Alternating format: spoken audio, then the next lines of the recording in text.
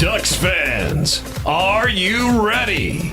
You are listening to the Ducks and Pucks podcast. This is the #1 home for Anaheim Ducks talk and analysis. Here we go. All right, welcome to the show. This is your host, Mike Walters, and I have a special guest with me. You know her. She's on the Ducks stream. You also see her on the Jumbotron. She does a lot of stuff covering the Anaheim Ducks this season. You've also seen her on Bally Sports, too, as well. So I have Alexis Downie with me. Thank you for being on the show. Thanks so much for having me.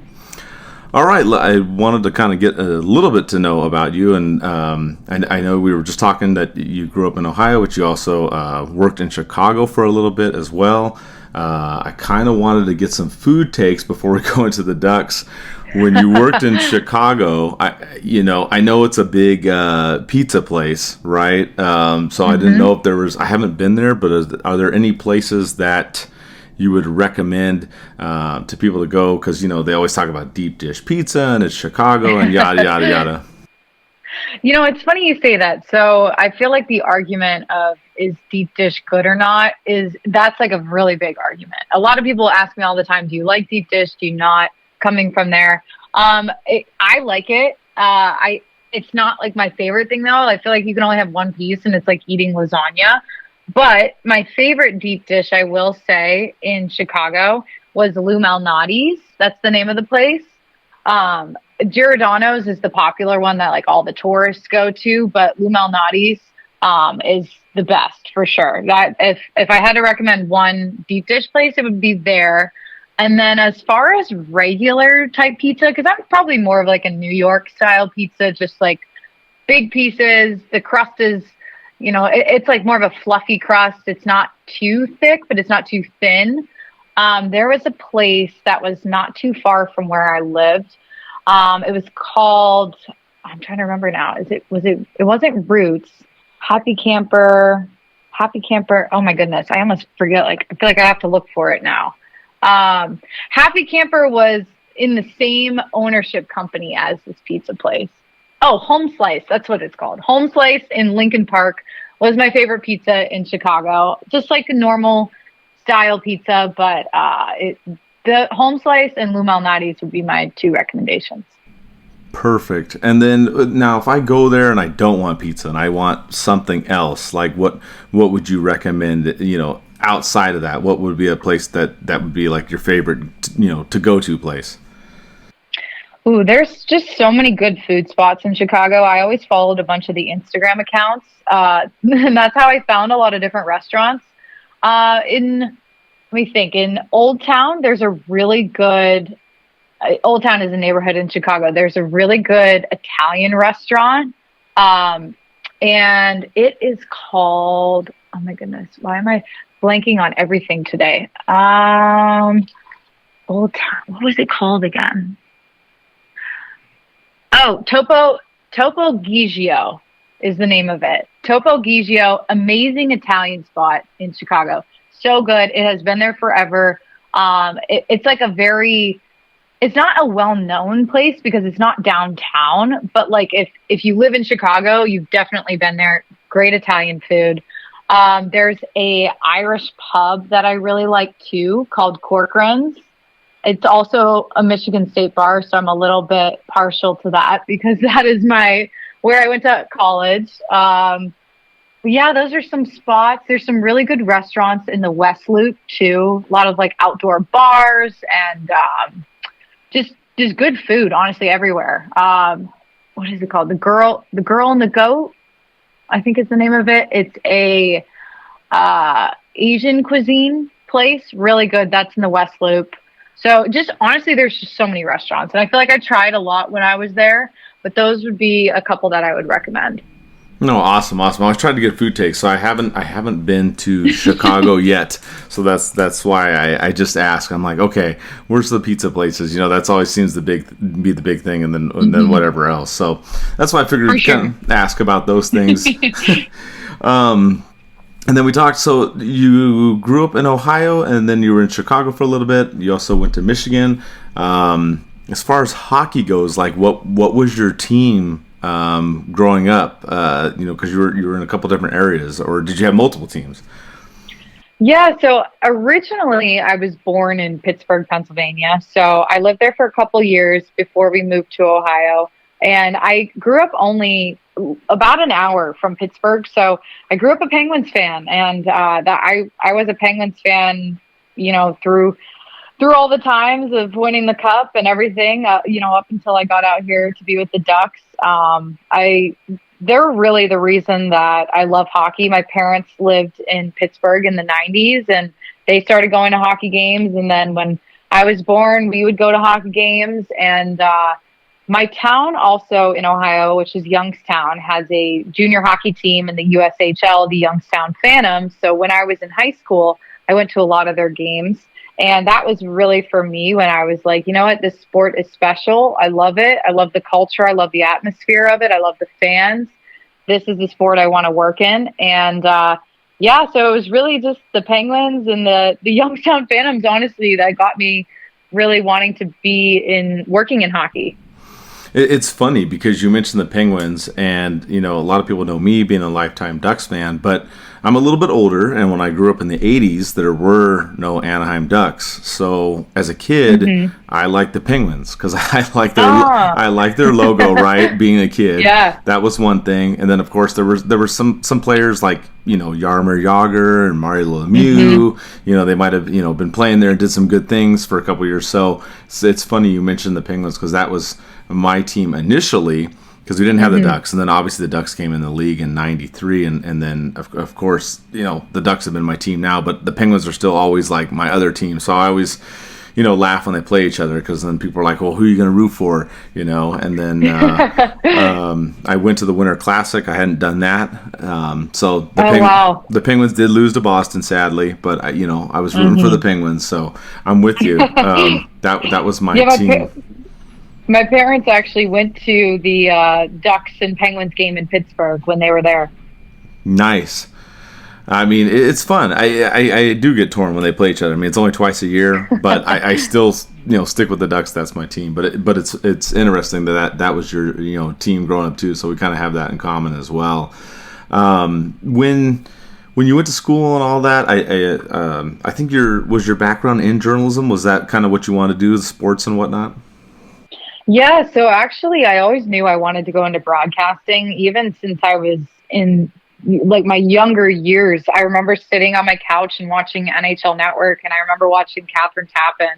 And for me, I would watch her and I just thought, wow, that's exactly what I want to do someday. So I knew that already going into college. So when I was applying for schools, I kind of looked at all the different journalism programs and where might be a good fit. And that's when I found Michigan State.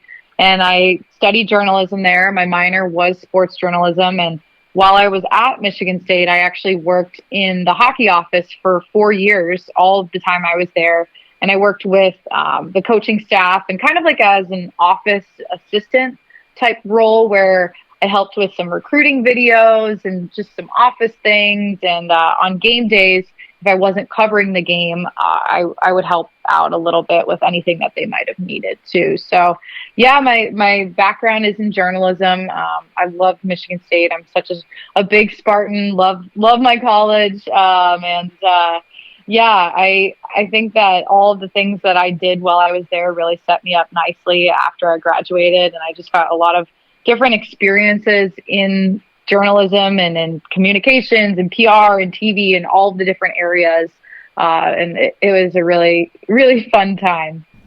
Yeah, I mean, it sounds like it worked out well, because then after that, you ended up with the Ducks. How did that work out? Like when you got done with school and whatnot, were you looking for somewhere to work out there? Were you looking for the NHL in general, or like kind of how did that all come about? Yeah, so I always knew that the NHL was the goal of mine. I did a lot of internships through college. I had two pretty big hockey internships. I worked with USA Hockey's national team development program for a summer.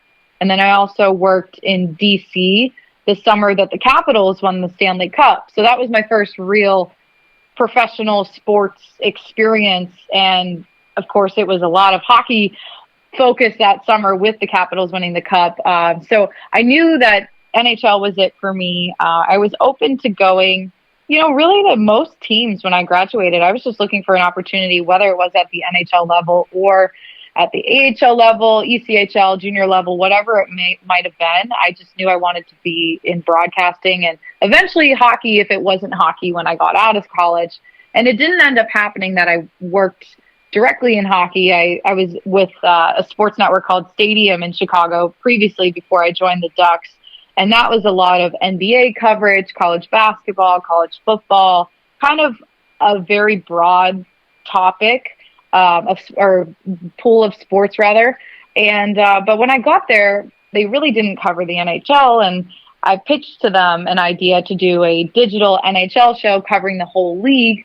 And that's when it was really the start of me being able to cover the National Hockey League. And I had that show for a little over 2 years. And then on the side, I was also working with, it's a kind of funny how full circle it comes, but another a USHL team, so the Chicago Steel, I was working with for about 2 years, and that's how I got all the experience. And then eventually, the Ducks job was posted over the summer. I saw it, and I thought, that looked like a really great opportunity. And the Ducks were on my list, a small list of teams that I wanted to work for, because when you're covering the whole league, you get to know a lot of the different people and a little bit about each of the organizations.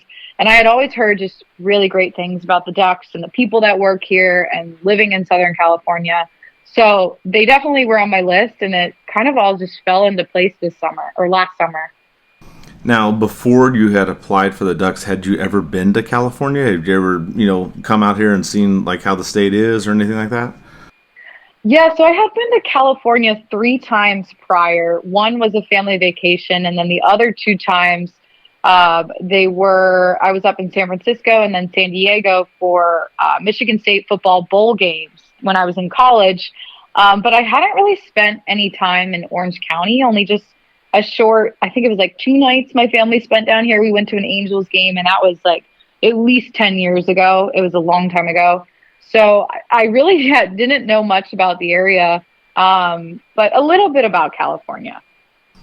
Yeah, I mean, I've grown up in Orange County the whole time. I've been to San Francisco and I've been to San Diego. I like San Diego a lot. It's a great place to go visit. Been down there for the Goals games, obviously, too, with the AHL as well. So it's not bad, having the NHL team and the AHL team, an hour and a half away. So it works out good. I guess a little bit about when you work at the Ducks, if you can kind of let people know, how is it like when you go to work? Like, do you go to Honda Center like 8 to 5, 9 to 5? How's your day? I guess if you can let people kind of give them a little insight how it is when you go to work. Yeah, so it kind of depends on what the week looks like as far as content for DuckStream, but our offices are right by Honda Center, so we come into the office. Our studio for DuckStream is right in our offices. So I'm usually in our studio at least 4 of the 5 days a week. This is to say if we don't have a weekend game. And yeah, so Light the Lamp, the main show that I do on DuckStream, is 3 days a week. So I'm definitely in here Monday, Wednesday, Friday, doing an interview for the show and then putting together the rest of the content, just going through NHL news, going through anything Ducks related, just prepping it. And then my coworker, Steph, he helps me with a lot of the editing and producing the show. So that's really helpful. But yeah, day to day, it kind of changes just depending on what day of the week it is. If we have a show coming out that day, we usually do Gulls Report each week as well. So usually I try to do those on a day that I'm not putting out a Light the Lamp, so Tuesday or Thursday. And I think it's a lot of scheduling because of all the different guests that we have on. And it just really varies week to week also for having other shows or other guests coming into the studio. So it is a 9 to 5, but it definitely is pretty flexible in the sense of sometimes it's longer, sometimes it's shorter, just depending on what's going on that week. Yeah, and you guys have done a great job. I mean, there's more podcasts than people can count on there. You guys have a lot of great content. You've had the GM on there. I know Guy's on there. Kent French is on there. You have a lot of the players on there as well. A lot of great interviews. so far this season. Is there a favorite interview that you've done, or a couple favorites that you've had, in your time with the Ducks? Yeah, first off, thank you. We appreciate that. It's been a lot of fun building this. I think that going back, at least on Light the Lamp, there's been a couple people that have stood out to me. Having Doc Emmerich was really special because he's someone that I've stayed in touch with over the years. I met him when he came to Michigan State, actually, and I got to meet him, and we've stayed in touch over the years. So having him on, and his stories just give me chills every time I hear him. Mm-hmm. He's the best. He's truly the best, and just the sweetest person. So that was a big one for me. I also really enjoyed having Darren Pang in the studio. Mm-hmm. He was the high energy. Yes. He made me do his motto, or not motto, slogan, "Holy Jumpin'." He had me try to recreate that, and I was like, I can't even do this. I don't want to try to copy what you're doing, but he was really great.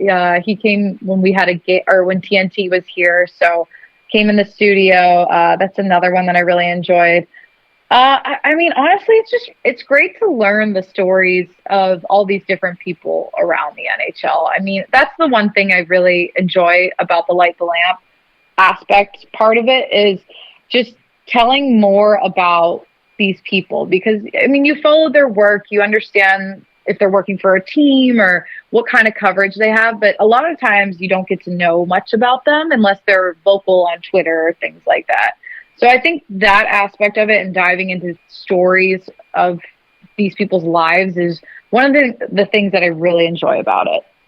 It's funny you touched on that, because one of the ones I listened to that I didn't know this and I thought it was interesting was Teemu scoring that goal with Winnipeg, right? Throwing the glove up in the air, and then realizing that Dallas Eakins was there. I had no idea until I listened to you guys talk about that, and I thought that was a really great story. Yeah, and the funny thing is too, like, he didn't share that before the interview. That was all completely natural during the interview, and I was surprised about that as well. Yeah, I was like shocked. I was like, oh, he was okay, fantastic. So I just thought that was awesome. Did you see Teemu's latest video too? He did one about Connor Bedard. He showed some of the Ducks jerseys in the locker room yesterday, and I don't know if you saw it. What did you think about that? He goes on there. I retweeted it, and he put on there, a handwritten note: Connor Bedard, empty locker. Let's put him here. What did you think about that? I mean, I thought it was pretty hilarious. It was very Teemu. Just, of course, he would be the one to do that. I don't know when he did that. That's the thing. I'm like, when was he in the locker room to do that? I thought that was kind of funny. I love that he shows his personality on Twitter and he doesn't hold back.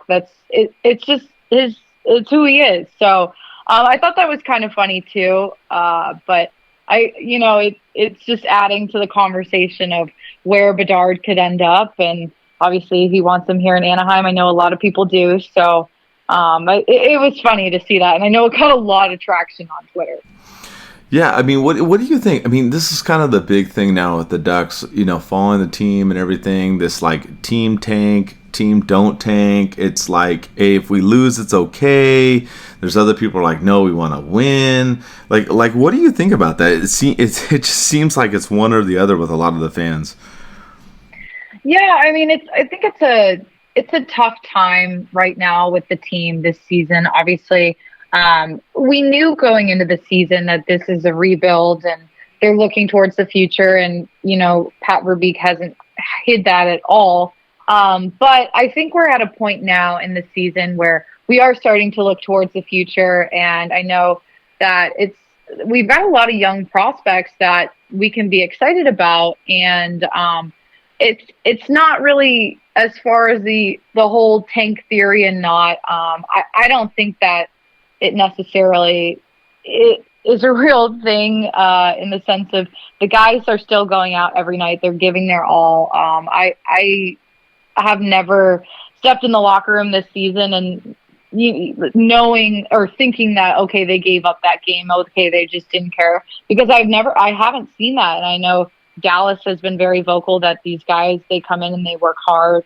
And they've had a lot of unfortunate mistakes here and there, and that's led to some of their losses. But I think overall, with the way the organization is trending, they still. I mean, you never want to lose games. You want to win.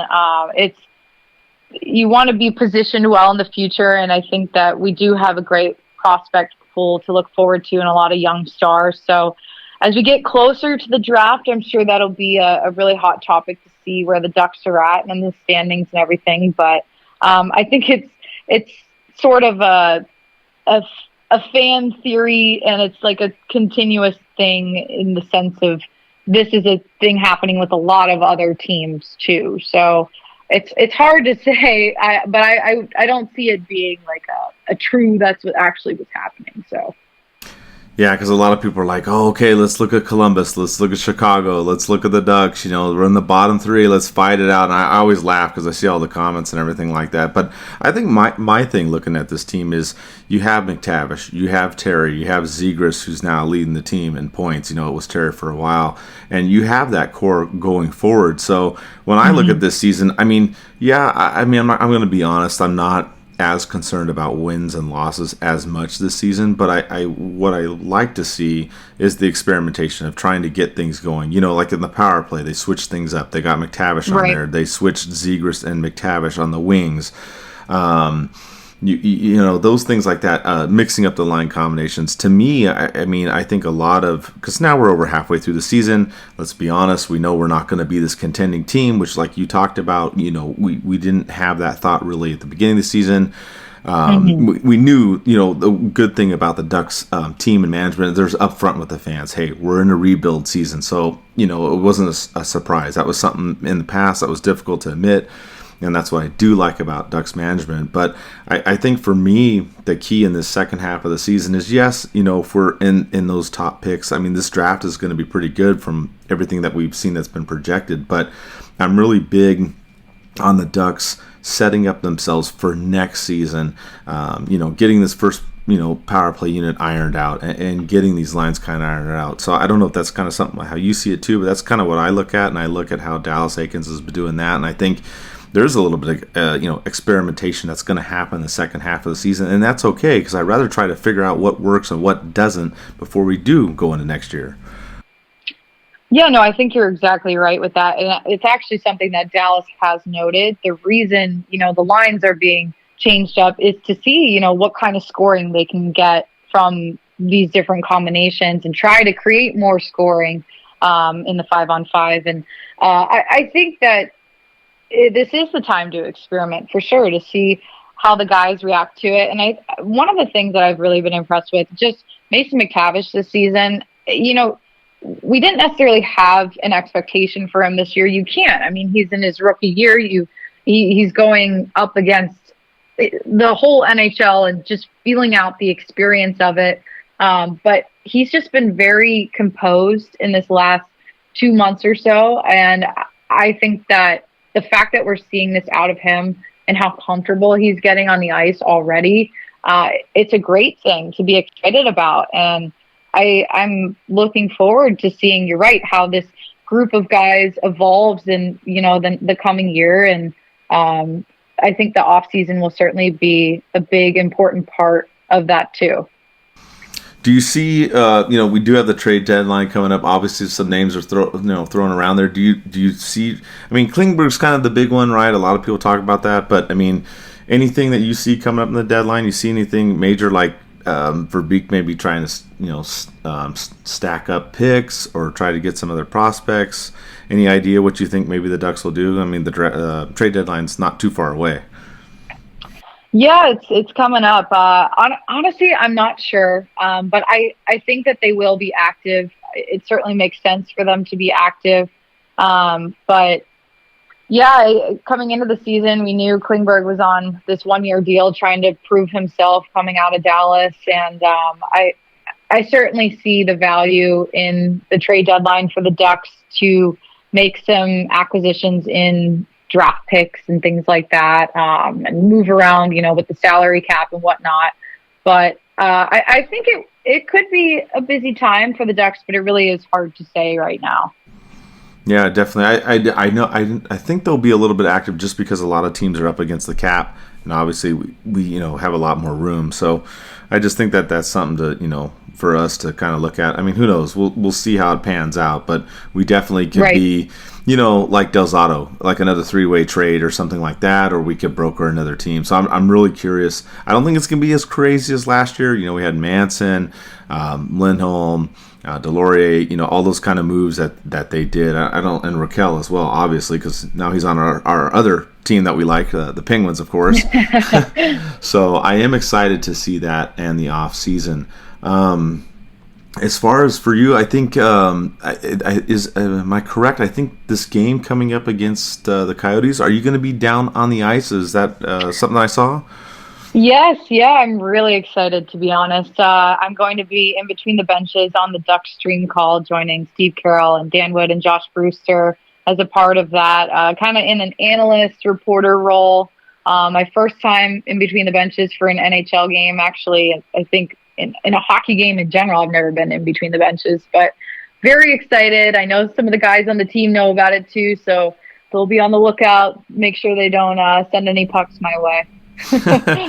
Now, as far as like talking to the players, is there anybody that you enjoy the most talking to? I mean, obviously Zegras has got one of the biggest personalities that we see, but is it him that's the most enjoyable to talk to? Are there any other players? I mean, as far as the interactions, who do you think's like, I guess, the most fun to talk to? It's funny you ask that, because honestly, this locker room of guys is one of the kindest and just easy to work with groups of hockey players I've ever worked with, because it's a solid group. They're very nice. They're really easygoing, and that certainly makes my job easier. I think when we've had some of the guys in for the Players Lounge episodes, I've gotten to really chat with them too before Kent French does, and I don't know. Ryan Strome and Frank Vetrano, the two of them together are so funny. And I mean, they've been all over the league. So they have kind of a different perspective in the sense of, being in different media markets and then just coming out to California and telling me, how different the pace of life is out here and how much they love it. So those are two guys that I always enjoy chatting with. But honestly, Z, always has the big personality. We see that a lot on the Ducks social media too. He's always doing something or always causing some trouble or whatever it may be in the locker room. But I think overall it's a good group, and I feel like I always learn something new about each of them when I talk to them. Like recently, Sam Carrick, I was in the locker room talking with him, and obviously he has a maple syrup company, and I was like asking him, I'm like, my dad loves maple syrup. Like I would love to get a bottle. And he's like, oh, I actually have some here right now. That was one of the things I gave the guy their Christmas present. Like I'd love to give you a bottle. So that's coming from my dad now. But yeah, it's just a great group in the locker room, just always learning something new about them. Yeah, they always seem like, I mean, we all know the season is what it is, but they always seem like they're having fun. We see them, behind Ali Lozoff doing funny things before they're going out on the ice and whatnot, and everything. So, that part, I mean, like we said, it's the down season, but it always, helps lighten the mood, I guess, right? Mm-hmm. So I guess just kind of wind down the interview here. A lot of, different podcasts on Duckstream, a lot of interviews, everything like that. Is there anything like new that the fans should expect, or anything you want to share as far as, the direction that it's been going? Because it's been doing very, very well so far. Yeah, so as far as new content, we're going to be having some new Ducks Unfiltered coming up soon, Nice. Which is a fun look at different people from around Orange County. I just had The Bachelor on, which yes, you might not watch The Bachelor, but for me that was a really cool one because I've always watched that show, so that was pretty cool. I think it's just, for at least Light the Lamp, it's going to be a lot of still continuing to chat with people around the NHL. We're hoping to get some from Mighty Till Nows in soon. It's hard to work with people's schedules sometimes. So we're still trying to iron all of that out. But besides the DuckStream broadcast on Saturday that I will be a part of, I think that's the big thing we're looking towards is the women's sports night this week. And then, All-Star week coming up and the guys will be off. So I'm looking to have a big Troy Terry episode ahead of that. And then, just kind of working into the month of February. The team's on the road quite a bit, so it'll be a little bit quieter, I feel like. But we're still working on some things, and there's going to be a lot coming, as there has been throughout most of the season. Right, which has been great. There's always been an abundance of stuff. And for the record, yes, I do watch The Bachelor, Bachelorette. My better half, she watches it, so I get sucked into a lot of the stuff that she watches. So, yeah, I do end up watching a lot of those. It is what it is. But, I'll admit, I do enjoy watching them from time to time. Funny stuff happens on those shows. So, no, we look forward to it. Appreciate you coming on here. Is there anything else you'd like to just share with the fans as we close out the interview? No, not really.